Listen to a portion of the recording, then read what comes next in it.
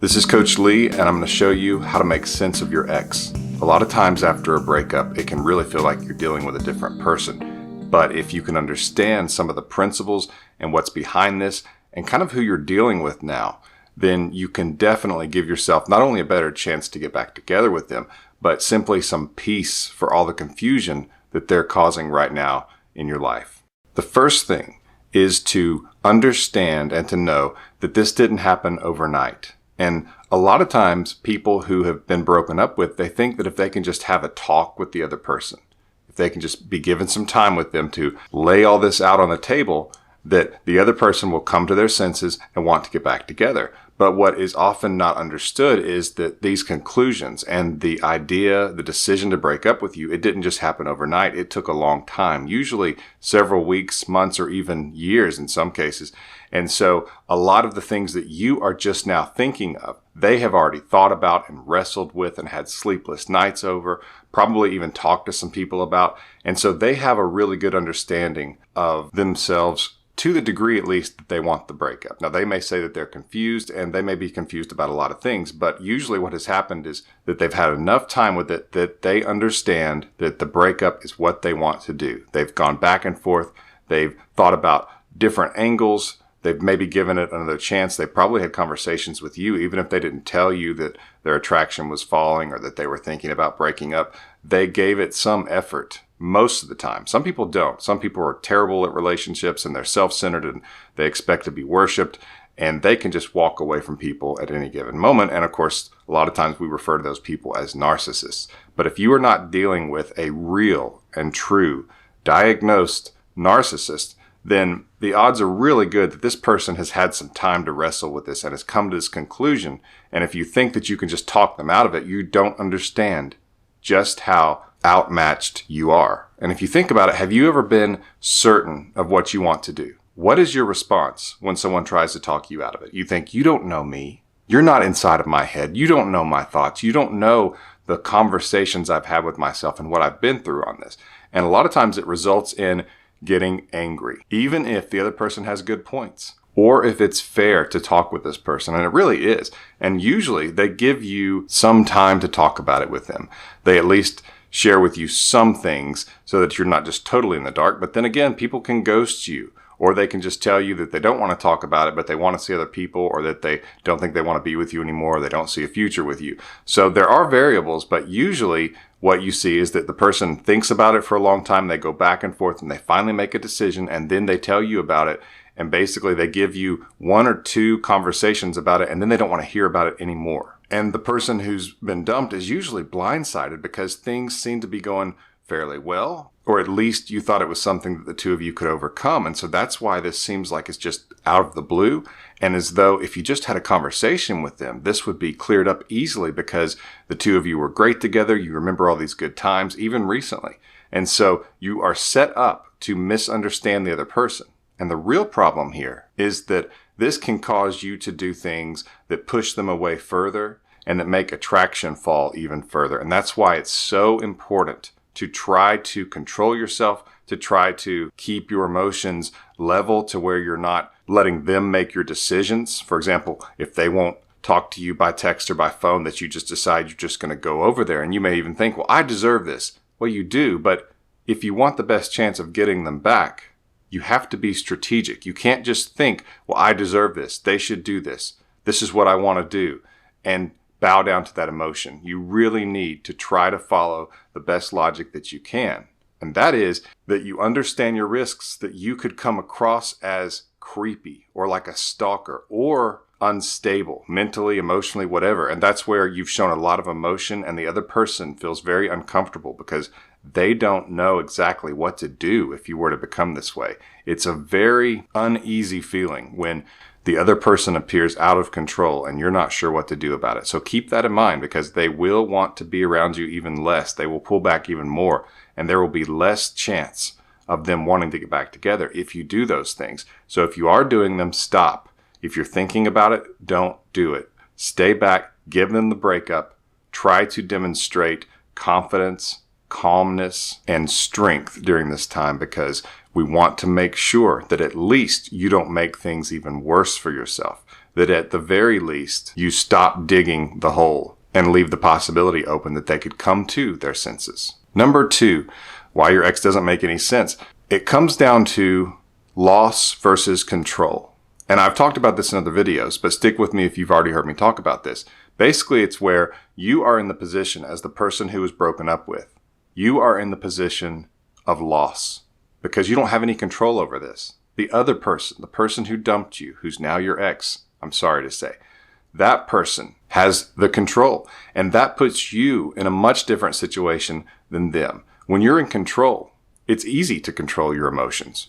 When you're in control, you don't worry as much about the outcome and you don't feel like it's in the hands of another person. The person who feels the loss, which would be the person who's been dumped, that is the person who feels like things are out of control in life, that their fate is in the hands of this other person, and that something valuable is being taken away from them against their will. It's not what you want. And so you're having to deal with this new reality that you don't want, whereas the other person is dealing with a new reality that they think that they want. And so you two are on completely different spectrums. You are set up to misunderstand each other in so many ways.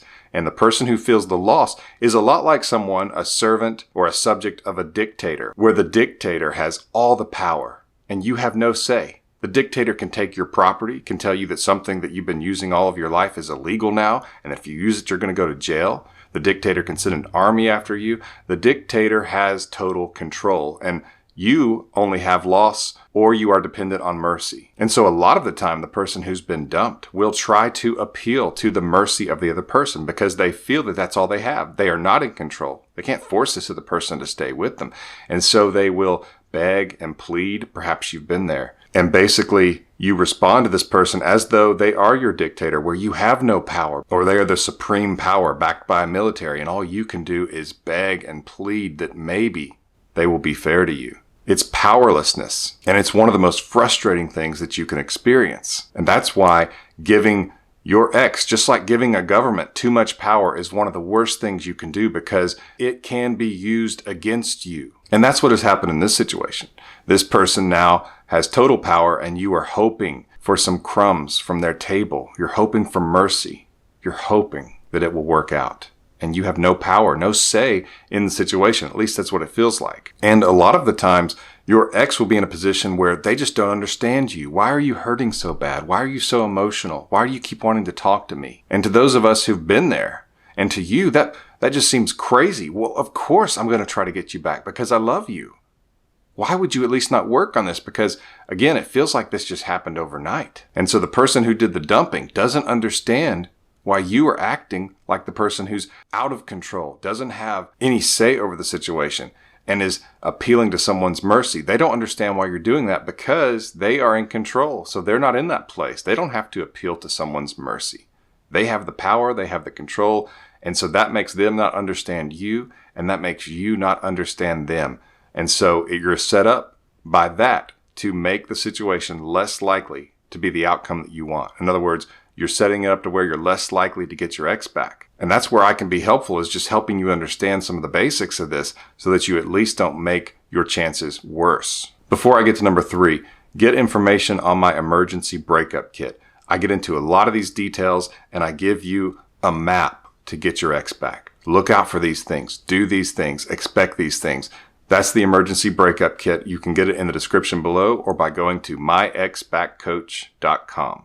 That's myexbackcoach.com for the emergency breakup kit. Number 3, I talk to so many people going through breakups, and one of the most common shared experiences that they all have is that they confuse care for romantic love. In other words, they'll say, well, they said that they'll always love me, or they were worried about me, how I was doing. And sometimes your ex will do or say things that you will think, see, they still love me. They still want to be with me. It's just so difficult. Something's just there causing this mystery that makes it where we just can't be together right now. It's just so complicated.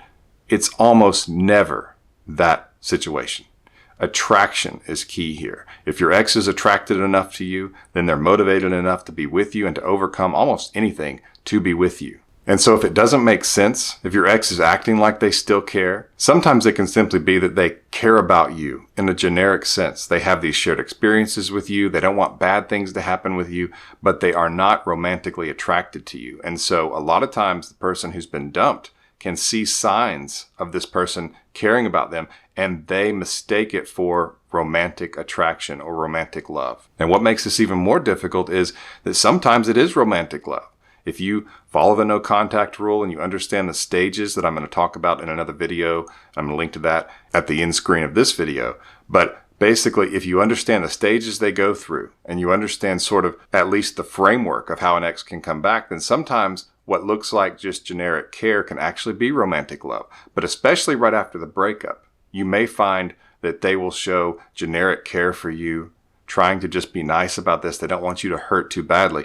Don't mistake that for romantic love. Usually romantic love is obvious. Usually romantic love has flirting. It has passion. And it shows a lot of motivation from the other person. In other words, it won't be difficult to see them. They will want to see you. They will find a way to make a time work or a location work. They will do what it takes because attraction is high enough, and that's motivation. But when it's just generic care, then you see a lot of flaking. You see all these excuses for why they can't see you and things like that, even though their words and some of their actions seem like they care about you. And so misunderstanding that can really lead you on and can make you do some more of those wrong things. And it can at least frustrate you, because once you realize that this person isn't doing what they would be doing if they wanted to get back together with you, it can really be confusing and make you wonder, well, does this person care about me or not? Most of the time, especially in the early stages, right after a breakup, they just have a generic care for you that is not romantic. But hopefully we're going to rebuild some of that. And it's important to understand the difference. Number 4, know the stages. And this is really important because this will be up and down. A lot of people tend to think that it's basically just on a consistent trajectory and it's going to keep getting better and your ex is going to keep getting closer and coming back to you in a very visible and consistent way. But that's actually not how it is. It's more up and down. Some days it seems like they are on their way back and you're in great spirits, and other days it looks like they don't ever want to come back and you wonder if it's really over now. And I have a video called Stages Your Ex Goes Through During No Contact where I explain these things. But basically, what you really need to know at the moment, though I do highly recommend you watch that video, but what you need to know is that the first stage after a breakup is relief because they got it over with. Like I said in point number 1, they have probably been dealing with this for a long time. And so they're glad to get it over with. It's awkward. It's frustrating. They don't want to hurt you because most people don't enjoy hurting other people, though some people do, and you should stay away from them and never give them a foothold in your life. But for normal, emotionally healthy people, they did not get joy from hurting you. And so they probably even put it off for a while. And then finally they find a way to do it and they have gotten past it. It's over with. And so they are in relief.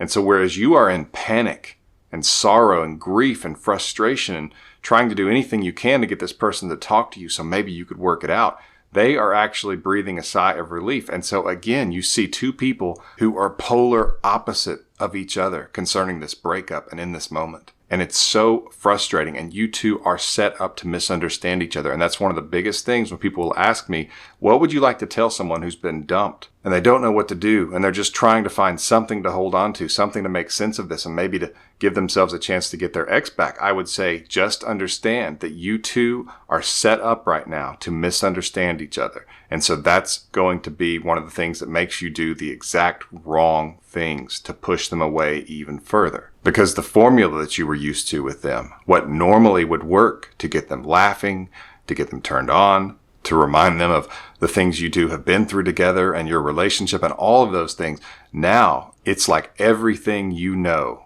is wrong. It's like going into a sports event and you think that you have all the information on your opponent, all the plays they run, all the athletes they have, the talent they have, the likely coaching decisions they're going to make. It's as though that playbook has been completely flipped, and what would normally work is going to end up disastrous. So it's important to know where they are.